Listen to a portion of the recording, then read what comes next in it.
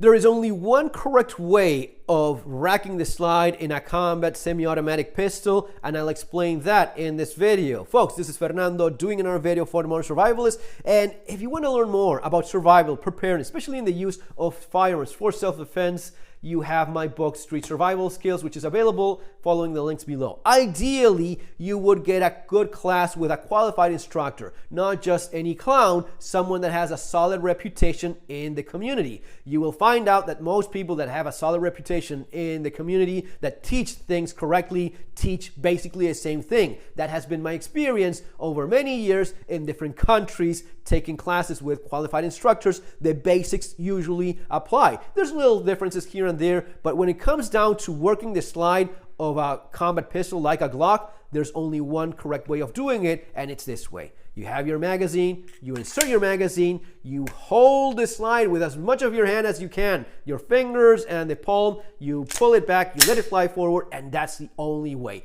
Anything else that you're doing, it's simply wrong. Why is it wrong? Is it wrong because it does not work? Oh, but I just do this, or that's all fine. I mean, I don't care if you go with the tip of your penis and push back on it. Oh, no, you don't know. I'm just an expert in cunning language, so I push back on the, on the side with the tip of my tongue. You have no idea how strong it is. I don't give a flying fuck. You're doing it wrong, and there's a reason why. And usually when there's a good, proper technique for you doing things, and that's the right way of doing things, there's several reasons why that is, okay? So in a reply that I got in my Spanish channel from my video on how to use a Glock in 3 minutes, someone was commenting, I don't like the way in which you rack this slide with your entire hand. You just need your two fingers. And you know what? For many years, this is exactly what I did as well, until it was explained that this was not correct. And the logic makes perfect sense. Why is this not correct? Why is this the way in which you want to hold and rack the slide? Pull it back, let it fly forward, and this is what you want to do for several reasons. First of all, it's the one in which you have the more purchase on the gun. This is the way in which you have the most contact on the slide. Keep in mind that different pistols have different shapes and some have smaller slides. So you can do this here, but something that's a little bit smaller, you want to have as much contact as possible in any pistol. That's the technique you want to incorporate and make part of your muscle memory no matter what you go back to when you are just going on instinct and everything else is fucked up and wrong. Entire hand, you will have a lot more contact. Not only will you have a lot more contact, you will be able to apply a lot more force. What you want to do is push forward with this hand, push back with this other one, and let it fly forward, okay? This motion is the one that uses the stronger muscles that you have in your body. Can you do this? Of course. Is it something that it's requiring a little bit more of hand strength? Of course. If you're going to be teaching to someone that is older, has some kind of damage, just doesn't have the same amount of strength, some older person, some younger person, whatever is the case, this is the one that gives you the most strength to work the slide. All right, so you have the amount of contact that you have, the amount of strength that you're using, and also when your fine motor skills are compromised, this is more of a fine motor skill, this or this or this, or the X-rated version with a tip of whatever bullshit you're doing. It's a lot more complicated than this and racking it that way, okay? This is the most guerrilla thing you can do. But besides all of that, there's yet one more reason, and this is something that if you watch enough videos of people getting shot at and fighting with guns, you will eventually see it. You will see someone that tries to do something and the body simply is not there. The body part is either missing or broken. So, typical situation. Two people shooting at each other.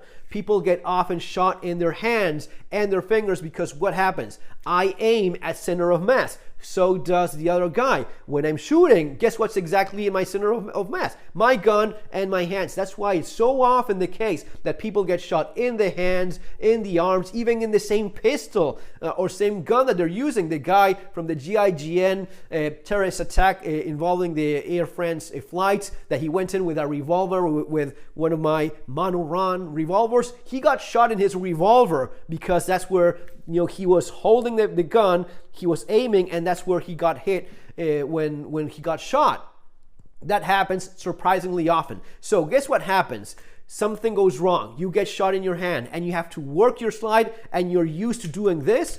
What happens if you no longer have a thumb? What happens if you no longer have this finger? Well, you will try to do things, and again, you see this in some videos, people trying to do things with body parts that are no longer either there or simply not working. Maybe you're missing the entire hand, in which kind you're a little bit screwed. You better know how to use some alternative techniques using your boots, the slide against a table or your belt or your jeans. There's a number of techniques that you can use, but you don't want to have this situation where you're going back to what you incorporated when you have something that's simply more effective.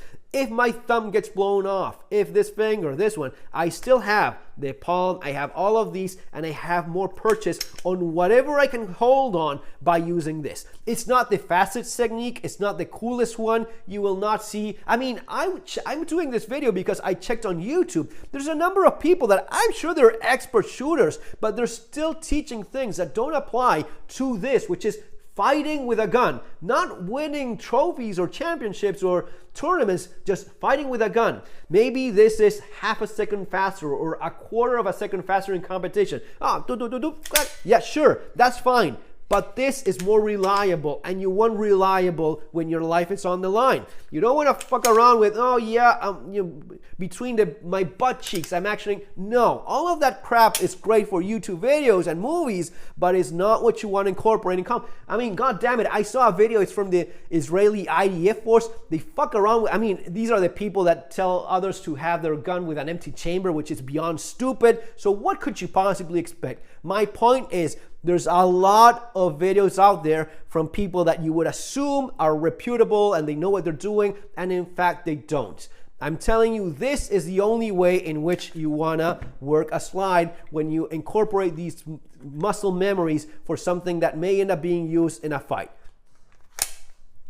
Forward, backward, and that's it. That's how you rack a slide in a combat pistol. Folks, if you want to learn more about this, you have the channel. Watch that video on how to use a Glock in 3 minutes, and my books, Surviving the Economic Collapse, Street Survival Skills, available in the links there below. Take care.